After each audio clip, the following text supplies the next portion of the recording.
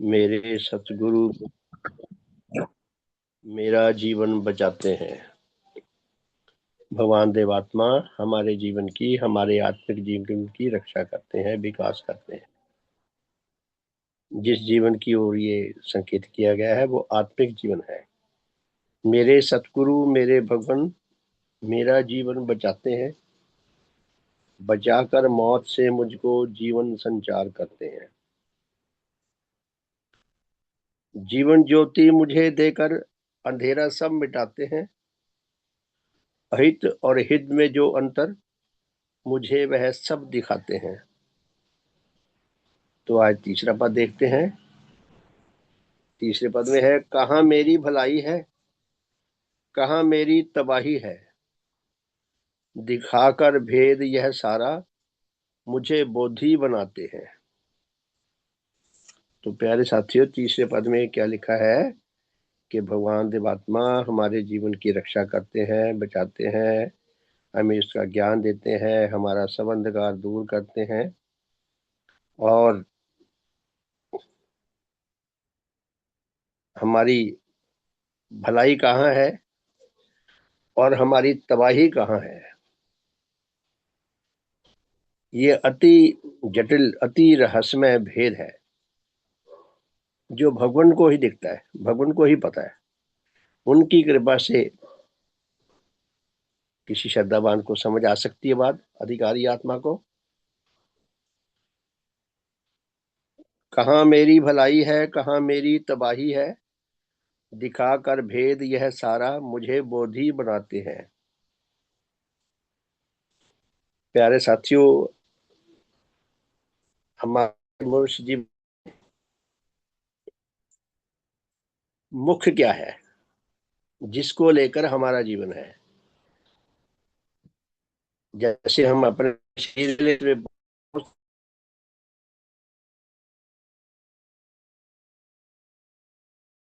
जो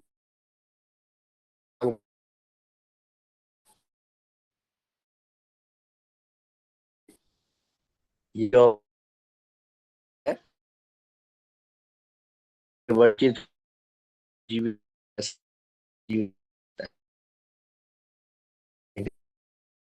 श्रद्धा जीवित भी रहूं तो कुछ बार भी ये ये हमारा जो अंग है,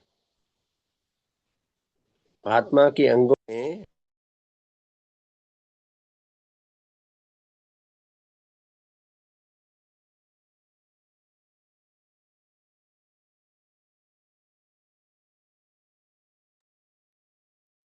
सलमान जी, आपकी आवाज कट कट कर आ रही है।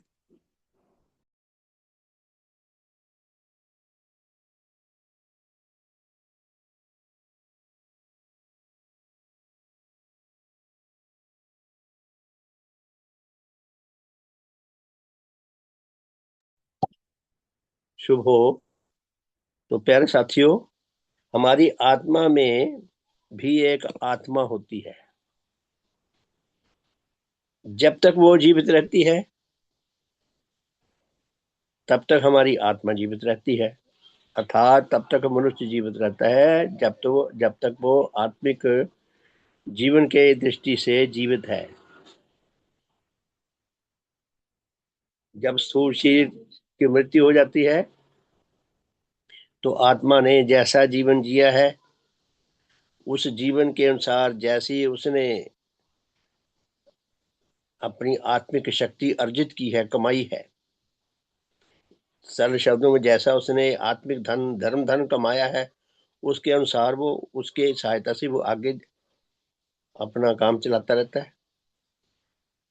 तो वो आत्मा की जो प्रमुख शक्ति है, जिसका सारी आत्मा के सभी अंगों के ऊपर नियंत्रण होता है, कंट्रोल होता है। जैसे हेड होता है, हेड का कंसेप्ट नेचर में भी है, शुरू से ही है। पारिवारिक मुखिया होता है, पारिवारिक हेड होता है, समाजों के हेड होते हैं, जिले के हेड होते हैं, स्टेट्स के हेड होते हैं, देश के हेड होते हैं। तो हेड जिसके नियंत्रण में सब चलते हैं, अगर वो योग्य है तो सही ढंग से चला पाएगा, नहीं तो कई बार हेड भी नुकसान करवा देता है। तो हमारी आत्मा की रक्षाकारी और निर्माणकारी शक्ति जो है वो आत्मा की आत्मा है, आत्मा की मुखिया है, सारी आत्मा की सारी शक्तियों का नियंत्रण उसके पास होता है। अगर वो सशक्त है, मजबूत है, यदि वो अब बल अर्जित कर रही है, यदि वो धन कमा रही है, यदि किसी विशेष दुर्घटना के कारण वो रक्षाकारी और निर्माणकारी शक्ति और आत्मा संपूर्ण रूप से नष्ट ना हो जाए,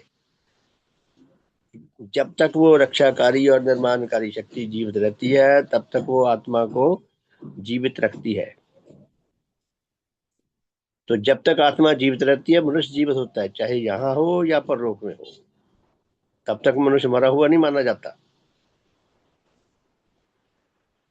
तो आत्मा की जो रक्षाकारी और निर्माणकारी शक्ति है वो स्थूल जगत में जीते जी अपने लिए ऐसी शक्ति अर्जित करती है जो सूक्ष्म सेल अधिक से अधिक शक्तिशाली, मजबूत, अधिक से अधिक और शक्तिशाली और मजबूत तैयार कर लेती है, और स्थूल शरीर की मृत्यु के बाद उन्हीं सेल्स को निकाल के सूक्ष्म शरीर निर्माण कर देती है और फिर उसमें परलोक में वास करती है। तो इस पद में कहा है, क्या कहा है, कहाँ मेरी भलाई है, कहाँ मेरी तबाही है, मेरी हानि कहाँ है, मेरा भला कहाँ है। भगवान उस रक्षाकारी और निर्माणकारी शक्ति की बात कर रहे हैं। दिखाकर भेद यह सारा मुझे बोधी बनाते हैं। भगवान हमें ये ज्ञान देकर, बोध देकर, गहरी सूझबूझ देकर हमें हमारे उस आत्मिक जीवन का, हमारी आत्मा की आत्मा का सच्चा बोध प्रदान करते हैं कि ज्यादा से ज्यादा आत्मबल अर्जित करो, अधिक से अधिक आत्मबल अर्जित करो, धन अर्जित करो। उसी के कारण ये आत्मिक जीवन में व्यक्ति स्थूल जगत में भी जीवित है, और यहाँ से डेथ होकर चला जाए तो सूक्ष्म जगत में भी जीवित रहता है। जो जो बल वो कम होता रहता है, जो जो वो विनाश की ओर चल पड़ता है। तो उसका इसमें संकेत है, कहाँ मेरी भलाई है, कहाँ मेरी तबाही है, दिखाकर भेद यह सारा मुझे बोधी बनाते हैं। मेरे अंदर गहरी सूझबूझ पैदा करते हैं भगवान। मेरे भगवान, मेरे सतगुरु मेरा जीवन बचाते हैं, बचाकर मौत से मुझको जीवन संचार करते हैं। हम सबको अच्छी तरह स्मरण रखना चाहिए कि भगवान देव आत्मा आत्मा के डॉक्टर हैं। हम भगवान देव आत्मा से कुछ और आशा रखते हो कि हमें खूब धन दे देंगे, हमें खूब कोई ऐसी स्कीम बता देंगे, कोई शुभ आशीर्वाद दे देंगे कि खूब धन आए।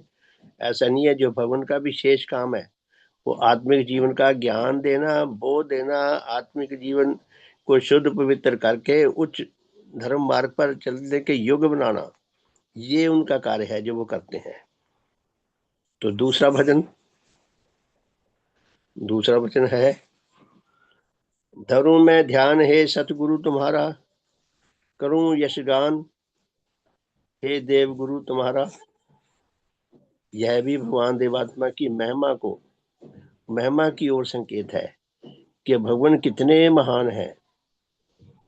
सारे विश्व में आत्मा के डॉक्टर एकमात्र देवात्मा है। करोड़ों अरबों खरबों रोगी और इलाज करने वाले डॉक्टर केवल देवात्मा। हमारा सौभाग्य कि हमें भवन में आने का अवसर भी मिल गया, हमें शिक्षा कुछ कुछ समझ भी आने लगी और हमारा भला भी हो रहा है। तो कितने पक्षों में भगवान जो काम करते हैं इस भजन में लिखा हुआ है। एक एक पद में 15 पद है इसके। तो 6 और 7 का आपने थोड़ा समझ लिया था। अब 8वें पद भी आते हैं। आत्म अज्ञान मेरा दूर कीना, मुझे सच्चे धर्म का ज्ञान दीना। कि भगवान आप मेरे परम उपकारी हैं, मेरे लिए इस दुनिया में जो सबसे मूल्यवान है जो सबसे श्रेष्ठ है, जिसको लेकर मेरा अस्तित्व कायम है, सुरक्षित है, आप उसका सब प्रकार से भला कर रहे हैं। आपको याद रखूं, आपके देवरूप के अधीन चलूं, इसी में मेरी सब प्रकार से रक्षा और विकास है। तो 8वें पद में क्या दिया कि आत्म अज्ञान मेरा दूर की ना। भगवान देवात्मा की शिक्षा में आत्मा के विषय में जितने भी प्रश्न हैं, जटिल से जटिल प्रश्न का भगवान देवात्मा ने सही समाधान दिया है, सही उत्तर दिया है। और लोक संदेश में बड़े शानदार संदेश है कि आत्मा के अंदर वजन होता है या नहीं, आत्मा मेल है या फीमेल है, ऐसे अनेकों प्रश्न है। नहीं तो अभी तक दुनिया में क्या धारणा है कि आत्मा का जन्म नहीं होता, आत्मा अजर अमर है, आत्मा की मृत्यु नहीं होती, आत्मा को हवा सुखा नहीं सकती, आग जला नहीं सकती, जल डुबो नहीं सकता, तलवार काट नहीं सकती, आत्मा को भूख नहीं लगती, आत्मा को प्यास नहीं लगती। ये दो बातें कही तो नहीं है, लेकिन ये अंडरस्टूड है कि ये भी धारणा जुड़ी हुई है। ये सारी धारणाएं बिल्कुल गलत है। ये जितनी ये विशेषताएं बताई गई हैं, इन विशेषताओं को अगर हम अच्छी तरह इनका गहन अध्ययन करें, उसके बाद तर्क की दृष्टि से हम देखिए हमारी धारणा क्या बनती है। कोई हमें बताता है कि आत्मा का जन्म नहीं होता, तो क्या आत्मा सदा से थी? कहाँ भटकती रही वो अरबों खरबों वर्ष पहले से? और जीवित कैसे रही जब हम इसका प्रमाण है कि आत्मा सदा से है। सदा से है तो कैसे आ? अनेकों प्रश्न है। प्यारे साथियों, भगवान की शिक्षा तर्क मूलक शिक्षा है, विज्ञान मूलक शिक्षा है। इसको ज्ञान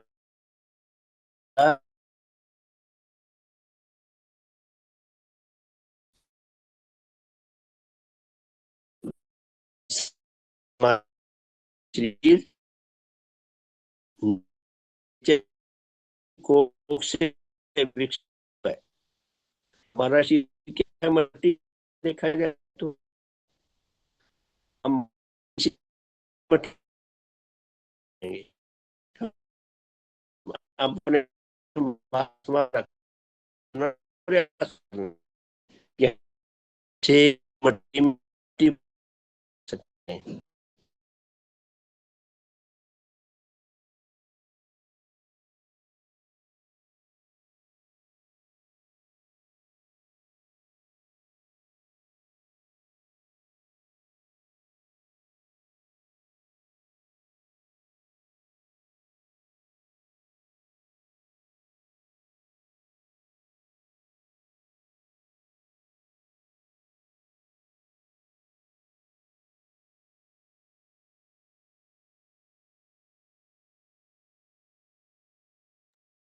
आंटी जी, आप अपना माइक को ऑन कर सकते हैं। आवाज नहीं आ रही है, ये कह रहे थे। आंटी जी, वो तो मुझे भी नहीं आ रही, वो मैंने बोला था श्रीमान जी को। उनको पता है, शायद पता नहीं चल रहा शिवान जी को ना, नेटवर्क प्रॉब्लम आ रही होगी। अगर किसी और को पता है तो वो शुरू कर दे वहां से।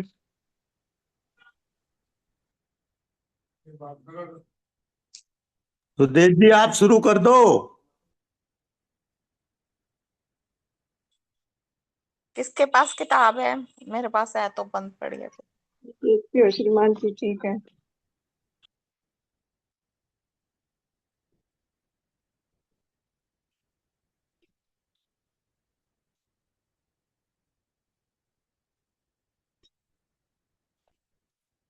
शुभ हो, शुभ हो। एड्रेस किया था ना, तो आप समझ लें कि मेरा माइक ऑन नहीं हो रहा, तो कृपया ध्यान रखें अगर मेरे द्वारा हैंड रेज हो। शुभ हो, भला हो सबका। सुदेश जी बन ठीक है, धन्यवाद। तो प्यारे साथियों, भगवान देवात्मा ने हमें आत्मा का ज्ञान दिया, ऐसा ज्ञान दिया जो प्रकृति सम्मत है, प्रकृति मूलक है, जो ज्ञान नेचर में विकसित हुआ है। आत्मा नेचर की कोख से पैदा हुई है। जैसे हमारा स्थूल शरीर नेचर की कोख से पैदा हुआ है, उसी तरह आत्मा जिन परिस्थितियों में शरीर पैदा हुआ है, लगभग उन्हीं परिस्थितियों में उसी के पैरेलल आत्मा पैदा हुई है। पैदा होने का क्या अर्थ है कि नेचर में जो बेजान शक्तियां थी, धरती के बाहर का जो वातावरण है, इस वातावरण में जब अनुकूल परिस्थितियां बनी, जब उचित समय आया, तो बेजान शक्तियां जीवित शक्तियों में कन्वर्ट हो गई। जिस तरह हमारे शरीर अमीबा जो बना वो नेचर की कोख से बना, भौतिक जगत से बना, मिट्टी से उसका शरीर बना।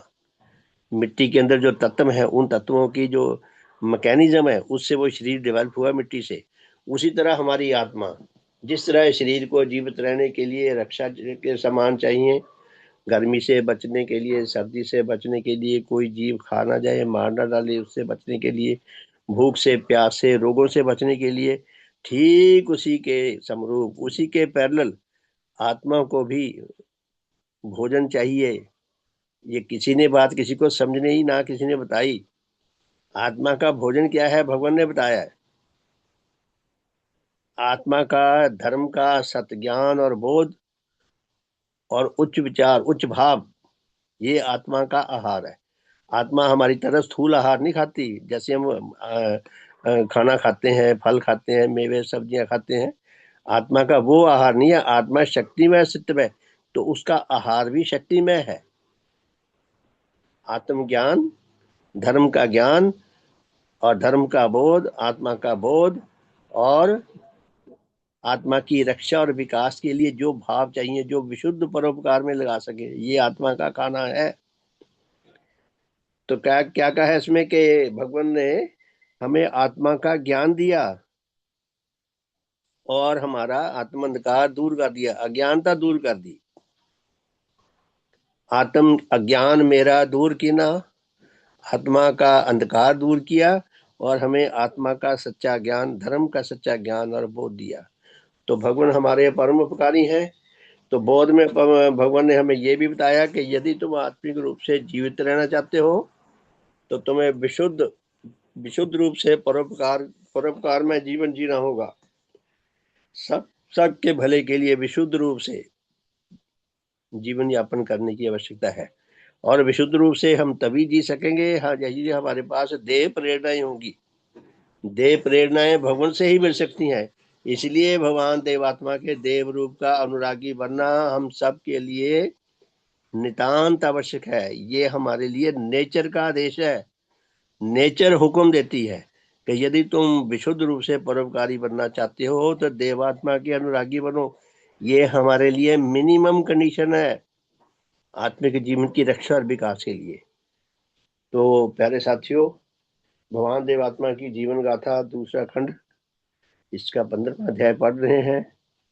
भगवान अपने श्रद्धेय गुरु ऋषि जी महाराज के जीवन के बारे में, उनके वेदांत मत के बारे में बता रहे हैं, हमें समझा रहे हैं। यहाँ तो जहां से हमने कल छोड़ा था वहां से आगे चलते हैं। तो भगवान फरमाते हैं कि मैं जिस काल में अपने श्रद्धेय गुरु का शिष्य बना था, ऋषि जी के जब देवात्मा शिष्य बने थे, जब ये ग्रंथ लिखा है तो हो सकता है 20-30 साल बाद लिखा हो। ये भगवान कहते हैं कि मैं जिस काल में ऋषि जी महाराज का शिष्य बना था, उस काल में इस वेदांत फिलॉसफी से मिथ्या तत्व के देखने के लिए मुझ में जहां तक उन्नत मानसिक शक्तियों की आवश्यकता थी, वहां तक वह विकसित नहीं हुई थी। इसलिए उस काल में मैंने उसे ग्रहण किया था। भगवान कहते हैं जब ऋषि जी महाराज ने भगवान देवात्मा को वेदांत मत की शिक्षा दी, तो भगवान अभी बच्चे तो थे 17-18 साल के। उस वक्त तक कहते मुझे इन चीजों का ज्ञान नहीं था, इसलिए मैं इन्हीं बातों को सत्य समझने लगा। तो मैंने उस शिक्षा को ग्रहण करता गया। उसके अंदर जो बातें हितकर हैं, सच्ची हैं, वो तो सच्ची हैं, तो कुछ बातें मिथ्या हैं, जिनसे कोई लाभ नहीं। तो भगवान कहते मैं उसको गहराई से अभी एनालाइज करने की अवस्था में नहीं था। तो मैं उनको ग्रहण करता गया, परंतु उसके अनंतर अपने देव जीवन के विकास के द्वारा उसके मिथ्यापन देखने के योग्य हो जाने पर मैंने उसे सर्वथा त्याग दिया। भगवान कहते जो जो मेरी आयु बढ़ती गई, जो जो मेरा ज्ञान बढ़ता गया, जो जो मेरा अनुभव बढ़ता गया, जो जो भगवान देवात्मा अपने आत्मिक प्रत्येक अंग की दृष्टि से सर्वांग उच्च जीवनधारी बन गए, देवात्मा बन गए, तब भगवान देवात्मा को अपने श्रद्धेय गुरु जी की वेदांत की शिक्षा में भी जो मिथ्यापन दिखाई दिया, भगवान उसका त्याग करते गए। भगवान मिथ्या को पकड़ के बैठ नहीं गए। हम देखते हैं ना, हमारे पास मोबाइल हैं, कंप्यूटर हैं, 5-7 दिन के बाद वो आ जाता है कोई ना कोई अपलोड कराने के लिए, ये ऐप वगैरह, कि हम अपने आप को उसको ठीक करते रहे। अपलोड करके जो भी सिस्टम आता है, जो इस कार्य में आगे नहीं बढ़ेगा वो पिछड़ जाता है। आज से 10 साल पहले के टेलीविजन और टाइप के थे, आज और टाइप के हैं। कभी ऐसा था कि इंसान के पास ग्रामोफोन भी नहीं थी, फिर समय आया ग्रामोफोन बन गई, बिना बिजली के चलने वाली रिकॉर्ड बन गए, और धीरे धीरे बिजली वाले बन गए, धीरे धीरे फिर ये आ गया अपना टेप रिकॉर्डर आ गए। तो टेप होती थी जैसे तस्मे के वो भीते होते हैं, मोटी सूतर जैसी, उसके बाद फिर दूसरी टेप आने लगी जो कैसेटें आया करती थी। तो यानी कि ये जो जो अमेंडमेंट आती गई, जो जो अमेंडमेंट का सुधार के साथ चलता रहता है, त्यों त्यों वो आगे विकास करता रहता है। जो नहीं जाता चलता, जो वो पीछे रह जाता है। तो भगवान फरमाते हैं कि सदैव ऋषि जी महाराज की वेदांत की शिक्षा में जो जो मिथ्यापन था, जब जब मुझे वो दिखाई देने लगा, जब जब मुझे स्पष्ट होने लगा, तो मैं उसका त्याग करता गया। तो आगे क्या कहते हैं, परंतु अपने गुरु के जीवन के दर्शन और उनकी संगत के उच्च प्रभावों से मुझ में जिस वैराग्य भाव की उन्नति हुई और आत्मा के विषय में जो थोड़ा सा बोध जागृत हुआ, वह अत्यंत मूल्यवान लाभ था, और उसकी मुझे उस काल में अपने देव जीवन के विकास के पथ में नितांत आवश्यकता थी, कि जो नेचर की अपनी कार्य प्रणाली के द्वारा पूरी हुई। भगवान फरमाते हैं कि श्रद्धेय ऋषि जी महाराज की वेदांत की शिक्षा में जो कुछ मिथ्यापन मुझे नजर आता गया, वो तो मैं छोड़ता गया, लेकिन ऋषि जी महाराज स्वभाव से बहुत अच्छे इंसान थे, उनसे मुझे और बहुत कुछ लाभ मिला। उनके जीवन के अनुभवों से जानकर मेरे अंदर बहुत सुधार आया, मेरा बहुत भला हुआ, मेरे भले का मार्ग खुला, और भगवान के अंदर सत्य का जो अनुराग था वो जागृत हो गया, और समय के साथ साथ वो विकसित होता गया। विकसित होते होते विश्व में सबसे बड़ा चमत्कार कर दिया पूज्य भगवान देवात्मा ने। सारी दुनिया धर्म को लेकर भटक रही है, भगवान देवात्मा ने ऐसे धर्म की खोज की। भगवान ने धर्म बनाया नहीं है, भगवान ने धर्म की शिक्षा बनाई नहीं है, भगवान ने धर्म की शिक्षा खोजी है, इसी नेचर की कोख से खोजी है, और फिर उसको ग्रंथों में लिख दिया, मिशन बना दिया, समाज बना दी प्रचार प्रसार के लिए। तो भगवान को ऋषि जी महाराज के साथ जुड़ने से कई प्रकार का बहुत लाभ हुआ, तो भगवान उसको स्वीकार करते हैं। ऐसा नहीं है कि ऋषि महाराज को छोड़ दिया। अगर कोई अच्छे दिल दिमाग का व्यक्ति, अच्छे हृदय का व्यक्ति, हितकर जीवन जीने वाला, सबका भला चाहने वाला मिल जाए, तो ऐसा नहीं है कि क्योंकि उसके विश्वास में मिथ्या थे इसलिए त्याग दिया। व्यक्ति को नहीं त्यागा भगवान ने। तो उनके साथ भगवान देवात्मा अनुराग सूत्र में बढ़ते गए ऋषि जी महाराज के साथ। तो क्या लिखते हैं कि उनके साथ जुड़कर मुझे अपने देव जीवन के विकास का मार्ग मेरा प्रशस्त होता गया। इसके लिए उनके संपर्क में आना मेरे लिए बहुत जरूरी था। तो नेचर ने देवात्मा को ऋषि जी महाराज के साथ मिलाया। आगे लिखते हैं भगवान, और यदि मेरे इस विकास के पथ में मुझे उस काल में उनकी यह अत्यंत आवश्यक और हितकर सहायता ना मिलती, और मेरा वैराग्य भाव यथेष्ट रूप से उन्नति लाभ न कर सकता, तो मेरे आत्मा के लिए बहुत बड़ी हानि की आशंका हो सकती थी। भगवान कहते हैं मेरे अंदर विशुद्ध व वैराग्य भाव जो जागृत हुआ, उन्नत हुआ, उसमें भी ऋषि जी महाराज की भूमिका बहुत कमाल की है। उनका जो अपना जीवन था उस जीवन से मुझे प्रेरणा मिली, मैंने उनको निकट से देखा है, उनके व्यवहारों को, तो मेरे अंदर विशुद्ध रूप से वैराग्य भाव जागा। वैराग्य भाव क्या? कि जो भी संबंधों में खराबी है उसका त्याग, सच्चा वैराग्य ये है। तो इसकी मुझे कहते बहुत जरूरत थी। वैराग्य भाव यथेच रूप से उन्नति लाभ न कर सकता यदि कहते मैं ऋषि जी महाराज के संपर्क में ना आता, किसी और लोगों के संपर्क में रहता, तो वैराग्य भाव औरों में था नहीं, मुझे भी समझ नहीं आनी थी। तो मुझे कहते हैं ऋषि जी महाराज के संपर्क में आने से सच्चा वैराग्य मेरे अंदर पैदा हुआ। मेरे आत्मा के लिए अगर उनसे मैं ना मिल पाता तो मेरे आत्मा के लिए बहुत बड़ी हानि का कारण हो सकता था, कि शायद भगवान के देव जीवन की कहानी कुछ और ही होती। इसलिए कहते क्या उस सात्विक आकर्षण के विचार से कि जो मेरे हृदय में उनके प्रति उत्पन्न हुआ। देखिए भगवान क्या कहते हैं कि ऋषि जी महाराज के बारे में मेरे अंदर सात्विक आकर्षण पैदा हुआ, उनके स्वभाव को, उनकी जीवन शैली को देखकर।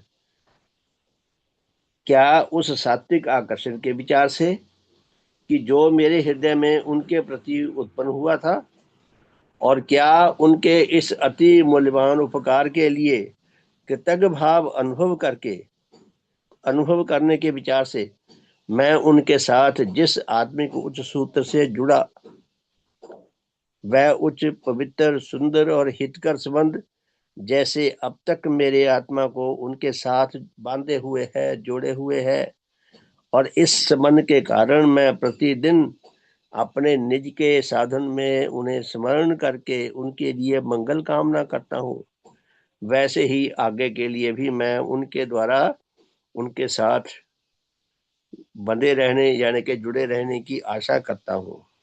तो भगवान कहते हैं कि मैं ऋषि जी महाराज को प्रतिदिन अपने साधनों में स्मरण करके उनके लिए शुभ कामना करता हूँ, क्योंकि मैं उनके साथ उच्च सूत्रों के द्वारा उच्च सूत्रों के बादों से जुड़ा रहा। मुझे जो उनसे लाभ हुए और जो मेरे लाभों में पुष्टि हुई, उनके लिए मैं उनकी उच्च प्रेरणाओं को लेकर मैं उनके प्रति सात्विक आकर्षण भाव से मैं उनके साथ जुड़ा रहा, और मैं उनका अपने साधनों में याद करके उनके लिए शुभ कामना करता हूँ, और आज तक कहते मैं उनके साथ दिल से जुड़ा हुआ हूँ। जबकि ऋषि जी महाराज तो 1878 के आसपास चले गए थे। आगे भगवान क्या लिखते हैं? अहं व मैं का त्याग। अहं यानी कि अहंकार, और मैं मेरी, मैं अहंकार को भी कहते हैं, और मैं का मतलब ये तो जो चीजें मेरे साथ जुड़ी हैं, जो मेरी हैं, जिन पे मेरा अधिकार है, चाहे वो संबंधी है, चाहे वो धन संपत्ति है, चाहे वो वस्तुएं हैं। तो क्या कहते हैं भगवान? वेदांत की फिलॉसफी के अनुसार मेरे गुरु जी ने अहं व मैं के त्याग के संबंध में मुझे जो शिक्षा दी थी, वह भी दुख की निवृत्ति या सुख के प्राप्ति के उद्देश्य को लेकर ही थी। क्या फरमाते हैं भगवान? कि वेदांत की फिलॉसफी के अनुसार मेरे गुरुजी ने अहं व मैं के त्याग के संबंध में मुझे जो शिक्षा दी थी, वह भी दुख की निवृत्ति व सुख की प्राप्ति के उद्देश्य को लेकर थी। कि अहं का त्याग करने से कितने ही प्रकार के दुखों से रक्षा होती है और कितने ही प्रकार के सुख मिलते हैं। इसी दुख और सुख के उद्देश्य को लेकर वो शिक्षा उन्होंने दी थी। सारी दुनिया क्या मानती है? प्रत्येक जीवन का लक्ष्य क्या है? जो मनुष्य समझता है कि मुझे अधिक से अधिक सुख मिले और दुखों से मैं अधिक से अधिक बचूं। सारे मत कहीं ना कहीं किसी न किसी रूप में यही बताते हैं, यही शिक्षा देते हैं। तो भगवान कहते हैं उनकी जो शिक्षा थी उसका उद्देश्य यही था। इस विषय में उनका जो उपदेश वह प्राय उन्हीं के शब्दों में इस प्रकार था। तो ऋषि जी महाराज ने भगवान को जो उपदेश दिए वो उन्हीं के शब्दों को लिखते हैं। क्या लिखते हैं? कि अपने आप को मट्टी कर देना, अपने आप को इतना अहंकार से शून्य कर देना। मट्टी जो होती है, कहते हैं ना, मट्टी पैरों में मसलते रहो मट्टी को, वो अहंकार नहीं करती। अपने आप को मट्टी कर देना, इतना अहंकार से शून्य कर देना, और यह ना सोचना चाहिए कि मेरे पास यह चीज हो तो खूब हो और मेरी यह बीमारी चली जाए तो बेहतर हो। सदा ईश्वर की इच्छा में प्रसन्न रहना चाहिए कि अपने आप को अहंकार से इतना शून्य कर दो, हमें जो भी दुख मिले, जो कुछ भी मुसीबतें आए सिर पे, उन सबको ईश्वर की इच्छा जानकर हम सहन करें और उसी में प्रसन्न रहें।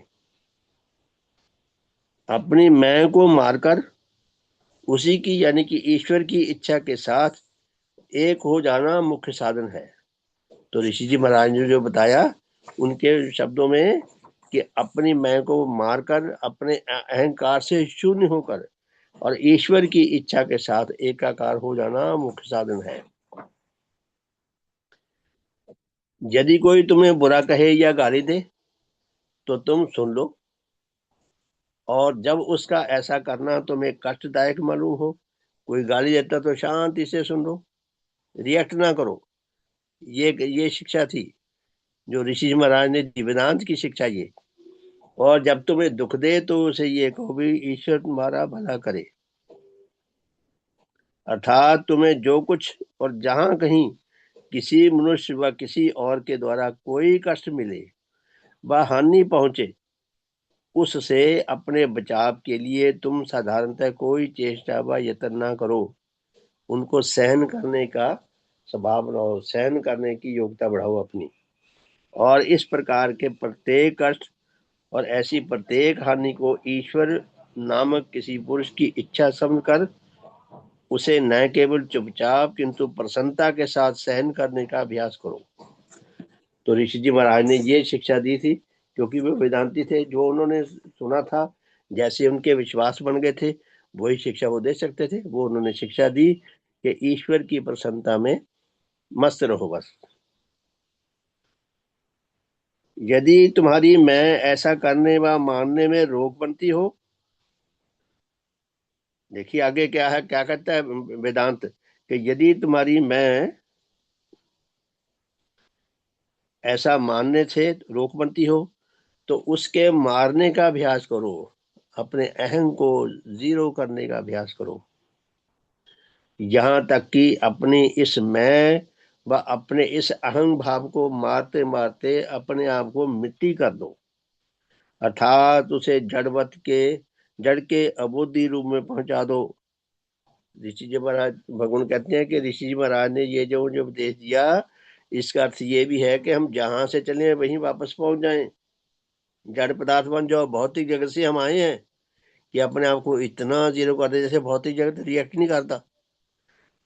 आप किसी पहाड़ को, किसी नदी को, सूरज को, चांद को कितना गालियां देते रहे, कुछ करते रहे, वो कुछ नहीं कहेगा बदले में, क्योंकि वो बेजान है, उसके बुद्धि नहीं है, उसका समझ ही नहीं है क्या कहे जा रहा है मुझे। रिएक्ट तो तभी करेगा ना अगर उसको कुछ बात समझ आएगी। जड़ पदार्थ कहते, भगवान कहते हो कि शायद वो यही कहना चाहते हैं भी जड़ बन जाए, यानी कि हम विकास क्रम में आए हैं, करोड़ों साल का वो सब विकास जीरो हो जाए। तो आगे भगवान क्या कहते हैं, मेरे गुरु की यह शिक्षा भी सत्य न थी। ये जो बताई है बातें, ये ऋषि जी महाराज के विश्वास से वेदांत के अनुसार भगवान कहते हैं उनकी ये शिक्षा सही नहीं थी, परंतु उनकी इस शिक्षा से मेरे अहं में किसी विचार के योग्य कोई अंतर नहीं आया। भगवान कहते हैं उनकी शिक्षा में ये बातें सच नहीं थी, ठीक नहीं थी, ग्रहण करने के योग्य नहीं थी, परंतु उनकी शिक्षा से मेरे अहं में किसी विचार के योग्य कोई अंतर नहीं आया।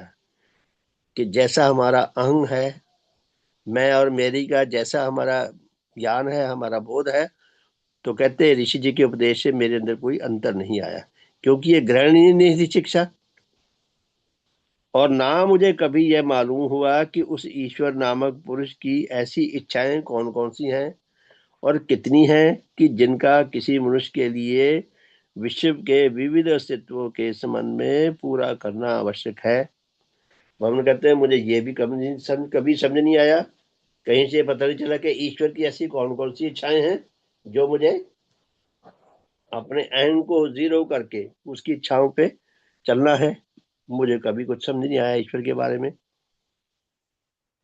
और ना कभी यह मालूम हुआ कि इस ईश्वर नामक पुरुष की इच्छाएं क्यों कर जानी जा सकती हैं। भगवान कहते ना ईश्वर की किसी इच्छा का मुझे पता चला, ना मुझे कोई ऐसी विधि का पता चला जिससे हम ईश्वर की इच्छाओं को जान सकें। और यह क्यों कर पता लग सकता है? क्यों कर का मतलब कैसे, यह कैसे पता लग सकता है कि अमुक इच्छा ईश्वर की ही है और उसके भिन्न किसी और की नहीं। कोई ईश्वर का नाम लेकर हमें कहे आके कि ईश्वर की यह इच्छा है, हमें कैसे विश्वास हो ये ईश्वर की इच्छा है या इसकी है? यानी कि भगवान के अंदर ये जो तर्क जागृत हो रहा था, धीरे धीरे विकसित हो रहा था, तो भगवान को जो उस शिक्षा में मिथ्यापन जो दिखाई देता गया उसको भगवान त्यागते गए। आगे लिखते हैं, फिर भी मेरे हृदय में अपने गुरु के प्रति गाढ़ आकर्षण और श्रद्धा के जागृत हो जाने से मैं इस आत्मिक अवस्था में पहुंच चुका था कि वह आप जिस किसी सुखदायक परंतु वास्तव में बुरी क्रिया से बचे हुए थे, उस बुरी क्रिया को मैं भी उनकी न्यायी, बुरे और घृणित रूप में अनुभव करने लगा। भगवान सुनाते हैं कि ऋषि जी महाराज इतने अच्छे इंसान थे, कितने ही अच्छे उनके अंदर गुण थे। शिक्षा जैसी मर्जी मानते हो, वो भी इसलिए कि समय के अनुसार जो लेटेस्ट थी वो उस समय वही रही, इसलिए जो लेटेस्ट थी उसी पे तो इंसान सब्र करेगा। जो आज से 20,000 साल बाद आनी है शिक्षा, वो हमें आज नहीं पता। हमारे पास आज जो है हम उसी के अनुसार गुजारा करेंगे। तो ऋषि जी महाराज ने शिक्षा के उनके विश्वास कैसे भी रहे हो, वो निजी तौर पर बहुत महान इंसान थे। तो उनके कई गुण कहते मेरे अंदर भी आते गए। तो क्या फरमाते हैं, तो भगवान ने उनके द्वारा उनके ऋषि जी महाराज की कुछ बातें गुण लिखी हैं। क्या कहते हैं, वह किसी सांसारिक लाभ की प्राप्ति व किसी सांसारिक हानि से बचने के निमित्त झूठ बोलना घृणित बोध करते थे। कि ऋषि जी महाराज किसी सांसारिक वासनिक सुखों के लिए, किसी सांसारिक हानि से बचने के लिए झूठ बोलना बहुत बुरा मानते थे। वो बहुत बुरा लगता था झूठ बोलना। उनके द्वारा यह घृणा भाव मेरे हृदय में भी जागृत हो गया। भवन कहते हैं मेरे हृदय में भी सत्य के प्रति गहरी अनुरक्ति के कारण झूठ बोलना मुझे भी बहुत घृणित लगने लगा। वह व्यभिचार के संबंध में बहुत बड़ी घृणा रखते थे। व्यभिचार से ऋषि जी महाराज को बहुत घृणा थी, उच्च घृणा थी। तो भगवान कहते हैं मेरे अंदर भी ये गुण आया उनकी संगत में, उनके द्वारा मेरे हृदय में भी उसके लिए बहुत घृणा उत्पन्न हो गई। आगे लिखते हैं कि वह अपने हृदय में धन संपत्ति के उपार्जन करने के संबंध में बददयानत के लिए बहुत बड़ी घृणा रखते थे। धन कमाने के लिए ऋषि जी महाराज बेईमानी नहीं करते थे। बेईमानी से उनको बहुत घृणा थी। तो भगवान कहते हैं यह घृणा भाव मेरे अंदर भी आया कि धन कमाने के लिए बेईमानी नहीं करनी। चौथी बात, उनमें औरों के संबंध में अपनी सत्य प्रतिज्ञा के पालन करने का भाव वर्तमान था। ऋषि जी महाराज जिससे कोई प्रतिज्ञा कर लेते, जिससे मिलने का, कोई वस्तु देने का, जब देने का कोई वो वायदा कर लेते, तो अपने वायदे पे डटे रहते थे। तो भगवान कहते मेरे अंदर भी ये गुण जागृत हो गया। पांचवी बात, उनमें दया विषय भाव वर्तमान था, उससे मेरे दया भाव को पुष्टि मिली। कि ऋषि जी महाराज बहुत दया भाव रखते थे सबके प्रति, तो मेरे अंदर भी कहते दया भाव आया, उसको भी पुष्टि मिली, बल मिला। उनमें सहानुभूति का भाव वर्तमान था, दूसरों के प्रति सहानुभूति रखना, और वह किसी के किसी अभाव के संबंध में इस भाव से परिचालित होकर उसकी एक व दूसरे प्रकार की सहायता करते थे। उससे मेरे अंदर भी इस भाव की पुष्टि हुई। तो भगवान फरमाते हैं कि ऋषि जी महाराज दूसरों के प्रति सहानुभूति रखते थे, सहानुभूति करने का उनके अंदर गुण वर्तमान था। तो कहते मेरे अंदर भी ये गुण आया। किसी के पास किसी वस्तु की कमी है, किसी की बात का अभाव है, उसको जरूरत है, तो यथासंभव मैं भी उसी प्रकार की सहायता करने का प्रयास करने लगा। ये गुण मेरे अंदर आए उनके साथ रहकर। आठवीं बार लिखते हैं कि ऋषि जी महाराज में बाध्यता विषयक भाव वर्तमान था, उसके द्वारा मेरे भी इस प्रकार के भाव को पुष्टि मिली। बाध्यता, डिसिप्लिन जिसे कहते हैं, वो कहते हैं मेरे अंदर भी ये आया योग्यता। ये आगे लिखते हैं कि उनमें अपने उपकारियों के प्रति कृतज्ञ भाव वर्तमान था। कृतज्ञ किसी से उपकार पाया है, उपकार देखो तो उसके कृतज्ञ महसूस करो, अपने आप को ऋणी महसूस करो। ये बहुत उच्च गुण है। तो भगवान कहते हैं मेरे कृतज्ञ भाव को भी पुष्टि मिली। कितने गुणों से भगवान देवात्मा को उनके संपर्क में रहकर कितनी अच्छी बातें जानने, सीखने और अपने जीवन में उतारने का सौभाग्य मिला। 10वीं बात, उनमें पाठ, विचार, जप और प्रार्थना आदि विषय अपने एकांत दैनिक साधनों के पूरा करने का प्रबल भाव वर्तमान था। कि ऋषि जी महाराज जो अपने साधन करते थे अकेले में, उनमें पाठ करना, अच्छे अच्छे लेखों का, ग्रंथों का पाठ करना, विचार करना, उन पे जप करना और प्रार्थना आदि। आदि का मतलब और भी 2-4 बातें हो सकती हैं। तो ये जो उनके दैनिक अभ्यास के साधन थे, उनके पूरा करने का उनके अंदर जो प्रबल भाव वर्तमान था, देवात्मा कहते हैं मेरे अंदर भी ये इन भावों की पुष्टि मिली, बल मिला, मेरे अंदर भी ये बातें आई और मुझ में इन सारे भावों की जागृति व पुष्टि के लाभ करने में जैसे उनके प्रति मेरा अडोल अनुराग और श्रद्धा भाव सहायक बना। क्या कहते हैं भगवान के ऋषि जी महाराज के प्रति मेरा जो अनुराग भाव था वो अडोल था, वो टस से मस नहीं हो सकता था। ऐसा नहीं है कि किसी दिन तो हम किसी के अनुरागी नहीं है, दूसरे दिन उसके दुश्मन बन जाए। भगवान कहते हैं उनके महान जीवन को देखकर उनके प्रति मेरा जो अनुराग भाव था वो अडोल था, दृढ़ था। और श्रद्धा भाव भी मेरे अंदर बहुत था उनके जीवन को लेकर। कहते हैं ये दोनों भाव जो उनके अंदर से, वैसे ही यह कुल लाभ मेरे आत्मिक विकास के लिए बहुत आवश्यक प्रमाणित हुए। प्यारे साथियों, ऋषि जी महाराज के संपर्क में आकर ये 10 बातें लिखी है भगवान ने, और पिछली बातें हैं वो अलग हैं। कितनी बातें लिखी है भगवान ने जो ऋषि जी महाराज के संपर्क में आकर उनसे सीखी उन्होंने और उनके देव जीवन में आई देवात्मा के। तो क्या कहते हैं, यदि उनके प्रति मेरे हृदय में इस अडोल अनुराग और श्रद्धा भाव की उत्पत्ति ना हुई होती, अब हम अनुमान लगाएं भगवान क्या स्पष्ट कर रहे हैं कि ऋषि जी महाराज के प्रति उनके अंदर गहरा श्रद्धा भाव था और अडोल अनुराग भाव था। अगर कहते मेरे अंदर इन भावों की यदि उत्पत्ति ना हुई होती तो मैं उनसे इस प्रकार का कोई अमूल्य लाभ नहीं पा सकता था। जब तक किसी सीखने वाले में सिखाने वाले के प्रति सम्मान भाव ना हो उसके प्रति, तब तक कोई स्टूडेंट अपने अध्यापक से कुछ सीख नहीं सकता। इस दुनिया में किसी को कुछ नहीं सिखाया जा सकता यदि वो सीखना ना चाहे। सीखना चाहने वाले के लिए ये लाजमी है कि सिखाने वाले के प्रति सम्मान भाव रखे, अपने से बड़ा माने, अपने से योग्य माने।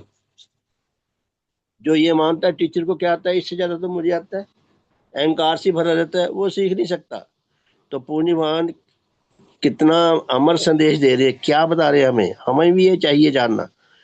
भगवान कहते हैं कि यदि उनके प्रति, ऋषि जी महाराज के प्रति मेरे हृदय में इस अडोल अनुराग और श्रद्धा भाव की उत्पत्ति ना हुई होती तो मैं उनसे इस प्रकार का कोई अमूल्य लाभ नहीं पा सकता था, क्योंकि उसका पाना नेचर के अटल नियम के विरुद्ध होता।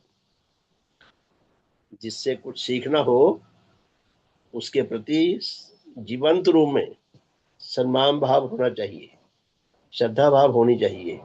उच्च भाव होंगे तो हमें उसे सुविधा मिलती है, जल्दी सीखने का, अच्छी तरह से सीखने का, समझने का हमें सौभाग्य मिलता है। तो भगवान अपने देव जीवन से भी हमें कितना सुंदर संदेश दे रहे हैं। ये कब की बातें हैं, भगवान देवात्मा का उस समय जबकि ये घटनाएं हैं जो ऋषि जी महाराज में उन्होंने देखी हैं। तो लगभग भगवान देवात्मा की 18-19 वर्ष की उम्र रही होगी। तो प्यारे साथियों, ऋषि जी महाराज से कितने भगवान देवात्मा ने गुण अर्जित किए। उसके बाद आ गया 16वां परिच्छेद। ये है रुड़की में मुझ पर मुंशी कन्हैया लाल अलखदारी जी के प्रभाव भगवान देवात्मा ने अब एक नए जीवन के ऊपर प्रकाश डालना शुरू कर रहे हैं कि कन्हैया लाल अलखदारी जी, उनके अंदर कई विशेष गुण थे। तो मेरे ऊपर कहते उनके गुणों के क्या प्रभाव पड़े। तो समय तो हमारा ज्यादा नहीं है, ये लंबा है विषय, मेरे ख्याल में इसको कल ही करें। तो बहुत बहुत धन्यवाद प्यारे साथियों। कल का मतलब परसों, कल का मतलब कल ही नहीं है, जिस दिन भी आगे वर्किंग डे हुआ हमारे सभा के लिए। तो प्यारे साथियों बहुत बहुत धन्यवाद। आज साधन को यहीं विराम देंगे। भगवान देवात्मा की जय, भगवान देवात्मा की जय, भगवान देवात्मा की जय, भगवान देवात्मा की जय। तो प्यारे साथियों आज के लेसन में हमने क्या सीखा, कोई कृपया प्रकाश डालने का की कृपा करेगा कि आज हमें क्या पढ़ सुनकर क्या सीखने को मिला ऋषि जी महाराज के जीवन से। शुभ हो। मैं बताऊं हाँ शिवांश? शुभ हो जी। शुभ हो।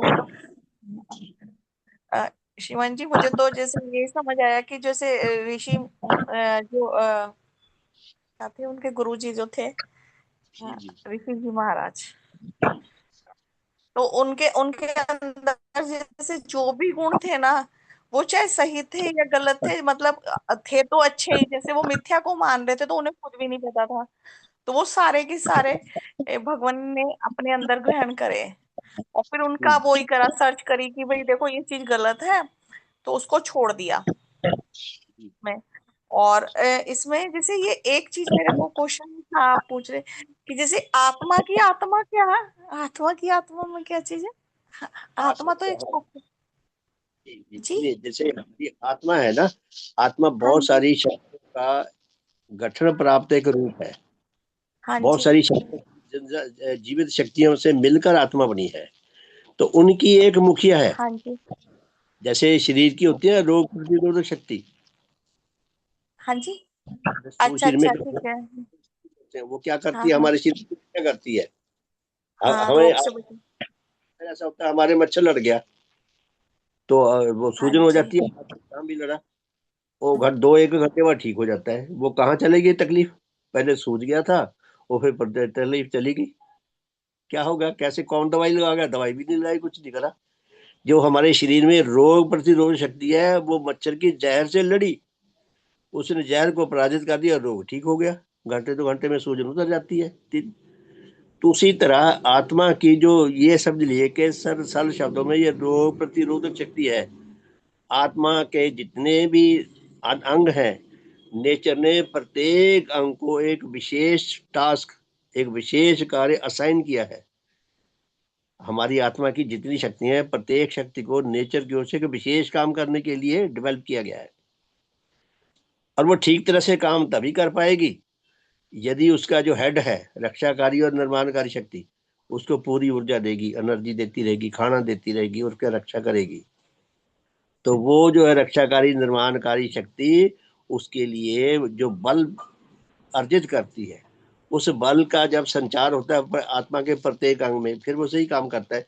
जैसे हमारी आंख है, जिससे दिखना कम क्यों हो जाता है, क्योंकि आंख का मैकेनिज्म है, ये धीरे धीरे उम्र के साथ साथ बिगड़ जाता है। अगर इसको ऊर्जा पूरी मिलती रहती तो ये ठीक ही रहती। नहीं तो हम बाहर से इलाज करा के ठीक कराते, यही करते हैं ना।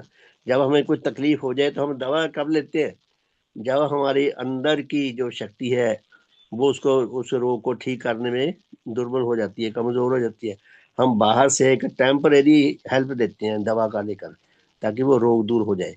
तो आत्मा की आत्मा उसी को कहते हैं समझाने के लिए जिसके नियंत्रण में आत्मा के सारे अंग, सारी शक्तियां उसके नियंत्रण में काम करती हैं। जैसे हमारा हेड हो गया, हेड सिर हो गया हेड होता है, समझ गया आप। हाँ जी। तो वो हेड के हमारा। नियंत्रण में है ना। अगर हेड जितना योग होगा वो उस हाँ सिस्टम जी, को उतना बढ़िया चलाएगा।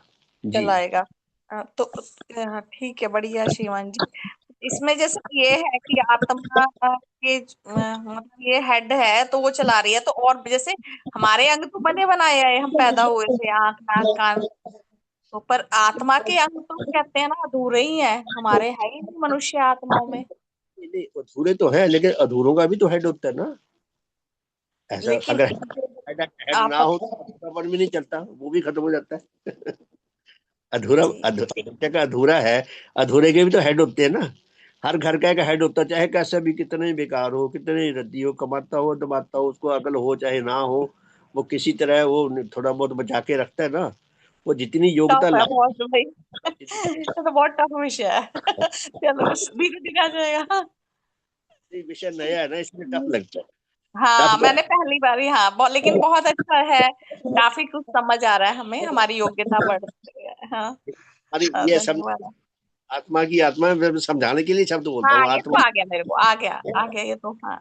और प्राण ये है। हाँ जी धन्यवाद, ये तो समझ आ गया। भगवान श्रीमान जी शुभ हो। देवात्मा हमारी आत्मा की आत्मा को ही डोज देते हैं। जी जी जी। श्रीमान जी। श्रीमान जी इतना तो तय है कि गुरु जी के गुरु महाराज ने जो उपदेश दिए वो भले ही वेदांत के ऊपर थे, क्योंकि वे वेदांत को मानते थे। जी जी जी तो उस समय, और उस समय गुरु महाराज भी मानते थे।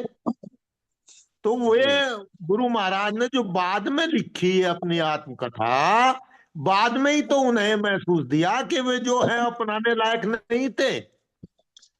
उस हाँ जी टाइम हाँ। तो उन्होंने उन्हें माना और उसके अनुसार चले। और इतना तो तय है कि उनके भाव उच्च बने गुरु महाराज के, भगवान के मतलब वो अहंकार रहित रहे और दूसरे दुर्गुणों से बचे रहे, सत्य को उन्होंने अपनाया। तो उसका प्रभाव पॉजिटिव बना पड़ा भगवान पे। वो अलग बात है कि उसकी कुछ बातें जो बाद में, जैसे ईश्वर वाली बात है, वो बाद में जब भगवान को 1993 94 में वो बातें समझ में आई, तो वो तो पुरानी नई बात आई फिर। तो वो तब उन्हें लगा कि ये कुछ छोड़ने लायक चीजें हैं, तभी उन्होंने आत्मकथा लिखी है उसके बाद। तो इस वजह से ऐसा नहीं कि वो बिल्कुल बेकार गई, उसका असर गुरु महाराज पे बहुत पड़ा। वो अलग बात है कि बाद में कुछ बातें उसकी छोड़ने लायक थी। जी जी जी जी। शुभ हो। तो ये देखिए, कोई भी हम काम शुरू करते हैं, पहली स्टेज पे जब होता है उसमें कुछ ना कुछ कमी रह जाती है, क्योंकि हमारा इतना ज्ञान नहीं होता, अनुभव नहीं होता। और उस वक्त जितना दुनिया में फैसिलिटी अवेलेबल होती है उसके अनुसार वो काम उन्होंने जो करा सो करा।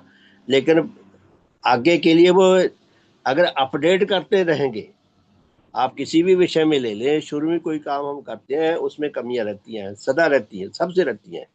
और यदि हम हमारा स्वभाव है अपडेट करने का, कि कमियों को छोड़ते जाना, अच्छी चीजों को अडाप्ट करते जाना, नई नई चीजों को, तो हमारा विकास होता रहेगा, हम और उसके अपने काम में ब्यूटी लाते रहेंगे। पूज्य भगवान ने भी यही किया। और गुरुजी महाराज की जो मिथ्या बातों को भगवान पकड़ के बैठ नहीं गए कि मेरे गुरु जी की शिक्षा मैं तो नहीं छोड़ता, मैं तो इसी के साथ ही चलता रहूंगा, और पीछे रह जाते। भगवान ने कहा है, और ऋषि जी महाराज ने खुद त्यागी है। भगवान देवात्मा के साथ ऋषि जी महाराज का माता पूजना जी के अनुराग सूत्र में बंधे हुए थे तीनों। और भगवान ने लिखा है कि ऋषि जी महाराज ने परलोक में भगवान के मिशन का आचार संभाला हुआ था। अब देखिए, ऋषि जी महाराज ने अपने शिष्य के शिक्षा को अडॉप्ट कर लिया। ये आगे आएगा चल के, ऐसा है पुस्तकों में, संकलित रचनाओं में है ऐसे लेख। कहने का अर्थ ये है कि हमें अपडेट करते रहने का स्वभाव रखना चाहिए। पुरानी बातें समय के साथ साथ उनमें बहुत कुछ ऐसा होता है जो त्याज्य होता है। अगर यदि हम उसको त्यागेंगे नहीं, उसकी जगह जो बेटरमेंट जो और आ रही है उसको स्वीकार नहीं करेंगे, तो हम पिछड़ जाएंगे रेस में। तो ये ये भगवान तो का कहना श्रीमान जी चाहता रोजमर्रा के जीवन में भी है। है। जी जी। रोजमर्रा के जीवन, पुराने रीति रिवाज कितने खत्म हो गए हमारे यहाँ, अब नए बहुत चल ज्यादा। गए। और नहीं नहीं उन्हें छोड़ देंगे तो आज काम नहीं चलने का। कहाँ अब 7 दिन पहले शादी में दूल्हा आवेगा, वो इतनी दूर नौकरी कर रहा, अब वो इसलिए एक दिन में सारे समेटने लगे, सब बदल श्रीमान गया। श्रीमान तो ये जी, तो 3 दिन की बारात मैंने अटेंड किया खुद। हाँ, तीन वो दिन तो बिल्कुल, पूर्व वो तो श्रीमान जी बदलना पड़ेगा, नहीं बदलेंगे तो काम नहीं चलने का। मेरे मौसी जी के बेटे की शादी हुई थी, तो 3 दिन बारात रही थी ससुराल में। हाँ जी बिल्कुल, वो बढ़ियार बोलते थे उसे। मेरी बहन की है। ये हाँ पहले पहले जब शादी होती थी, लड़की को घर से विदा करना, घरों में शादी करने को पुण्य का जी काम जी, था। अभी तक भी था, कई साल पहले तक था कि शादियां तो कर ली धर्मशाला में या कहीं भी, और जब विदा का टाइम आया तो घर आ जाते थे। हाँ, लेकिन अब देखो ये मैरिज ब्यूरो बन गए, जगह जगह सब उसी में जाते हैं। हाँ जी। तो इसके साथ साथ अभी भी मेरे बेटे कई राजन की शादी में ही ऐसा हुआ था। उन्होंने उन्होंने जी, शादी तो करी वेंकट हॉल में, और हाँ जी, जब हाँ विदा जी, का टाइम आया तो घर ले आए थे, घर से विदा करी थी। वो पुण्य का ये तो काम बहुत समझते हैं। पुरानी बात नहीं है, 10 साल पुरानी बात है। तो कहने का अर्थ ये है कि जो जो अपडेट करने में विश्वास रखता है, अपडेट करने के लिए तैयार रहता है, वो भले उसका फायदा होता रहता है, वो विकसित होता रहता है। जो इस जी चीज को विश्वास नहीं करता, जो पकड़ के बैठ जाता है, वो ही पिछड़ जाता है, वो जी रेस जी, में पिछड़। बिल्कुल ठीक हाँ जी। है। देखिए, पहले मोबाइल नहीं था, फिर मोबाइल आया, बस बातचीत करना। आज मोबाइल में सैकड़ों चीजें, मुझे खुद नहीं पता, आपको भी नहीं पता होगा, हमें पता नहीं होगा ना जी ना, कितनी। बस सुनना और कर लिया, इतना ही हाँ है। जी, देखो कितना मोबाइल में कितना कुछ आ गया। अब पेन ड्राइव की भी जरूरत नहीं रही, सीडी की भी सब जरूरत नहीं रही, बस सब कुछ सब नेट कुछ पे डाले, मोबाइल में बस आ गया, किताबें भी हैं कैमरे की सब। जरूरत नहीं रही, कैमरे की जरूरत नहीं रही, घड़ी की जरूरत नहीं रही, टेप रिकॉर्डर की जरूरत नहीं रही हाँ किसी। जी, हाँ जी, हाँ, देखो कितनी फैसिलिटी जी। ठीक है जी, बहुत बहुत धन्यवाद। सबका शुभ हो, सबका भला हो। भगवान देवात्मा की जय। भगवान देवात्मा की जय। भगवान देवात्मा की जय। भगवान देवात्मा की जय। सबका शुभ हो, सबका भला हो। बहुत बहुत धन्यवाद। शुभ संध्या। तो रात को मिलेंगे जी 8:40 से 9:30, और कल प्रातः है 5:30 से 6:30। कल श्रीमान बाबा जी का उद्बोधन सुनेंगे। श्रीमान रुचलानी जी को अभी अंडर ट्रीटमेंट है। तो बहुत बहुत धन्यवाद। श्रीमान रुचलानी जी का शुभ हो, शीघ्र ठीक हो सके। राजेंद्र जी, आपका ऑपरेशन हो गया आज? शुभ हो आपका। जी हुआ नहीं श्रीमान जी, मैंने मैसेज किया था, डॉक्टर अच्छा ने जी, कहा 5 दिन दवा और खाओ, उसके बाद फिर देखते हैं। ठीक है, ठीक है, ठीक है, ठीक है जी, बहुत बहुत धन्यवाद। सबका शुभ हो, सबका भला हो। राजेंद्र जी ठीक हो जाएं जल्दी से जल्दी। शुभ हो, भला हो, सबका शुभ हो। बहुत बहुत धन्यवाद जी। शुभ संध्या। तो रात को मिलते हैं 8:40 पे। बहुत बहुत धन्यवाद जी।